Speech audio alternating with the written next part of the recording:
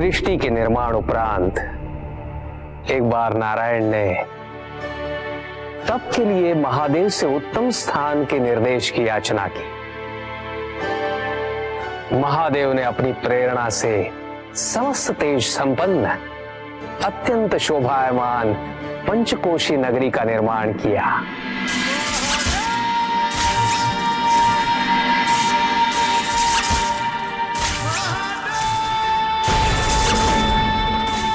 वहां उपस्थित होकर नारायण ने बहुत काल तक तपस्या की।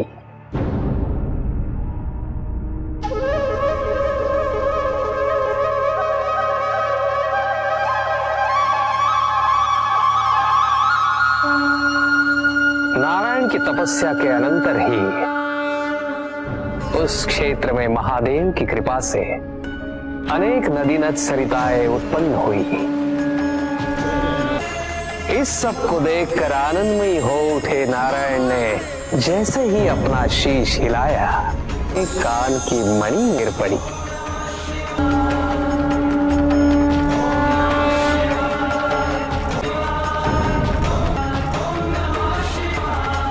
मणिकर्णिका के उस पंचकोश वाले विस्तृत क्षेत्र को महादेव ने अपने त्रिशूल पर धारण किया।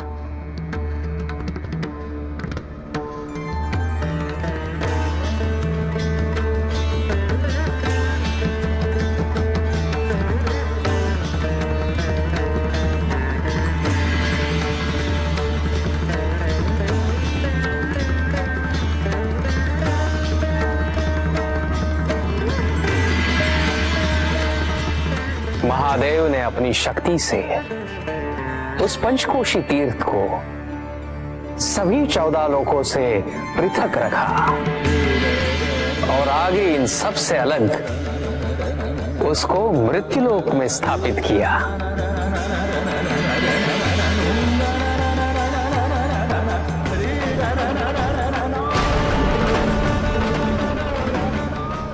नारायण की ये मणिकर्णिका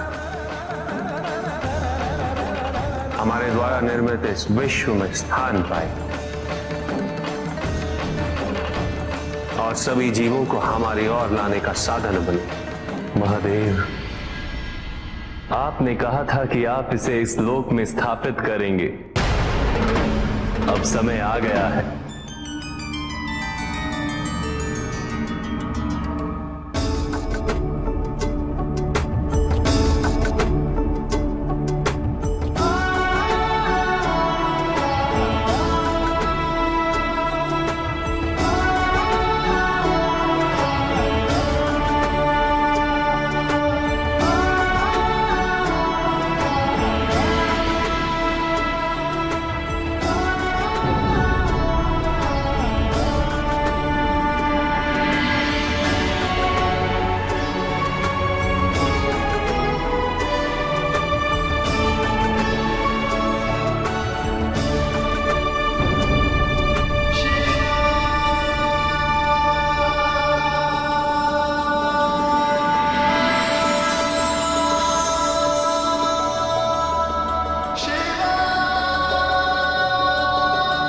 महादेव की कृपा से उस मणिकर्णिका का विस्तार पंचकोश तक हो गया।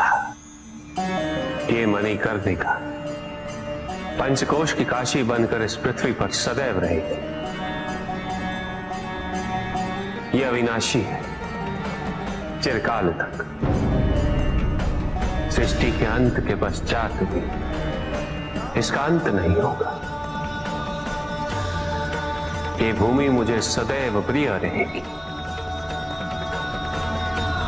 क्या तप करके स्वयं नारायण तीनों लोकों को प्रकाशित किया, इसीलिए ये मुझे अत्यंत प्रिय है। मैं इसे कभी भी नष्ट और विनष्ट नहीं होने दूंगा।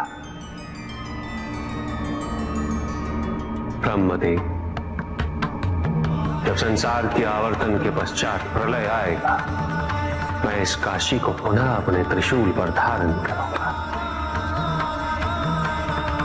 और नवीन संसार में पुनः स्थापित करूंगा।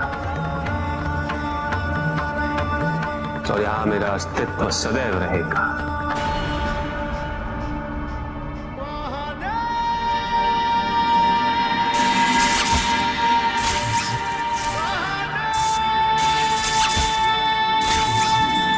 महादेव ने उस क्षेत्र से अपने आत्मिक योग को ध्यान में रखते हुए अपने ज्योतिर्लिंग को वहां स्थापित किया, जो इस क्षेत्र से कदापि पृथक नहीं हो सकता।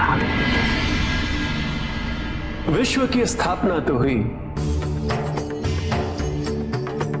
किंतु इस ज्योतिर्लिंग को आपने उस स्थान पर स्थापित किया है जिसकी ऊर्जाएं विश्व से परे।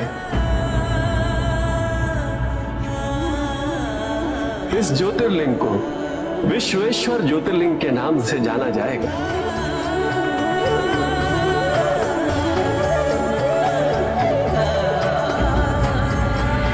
महादेव उस काशी को अपने त्रिशूल पर प्रलय और अनिष्ट की स्थिति में धारण कर उसका संरक्षण करते रहते हैं। इसीलिए ये क्षेत्र सभी लोगों से न्यारा है। नारायण की मणि गिरते ही उस स्थान का नाम मणिकर्णिका तीर्थ पड़ गया। वो स्थान काशी में अब भी है लोहितांग।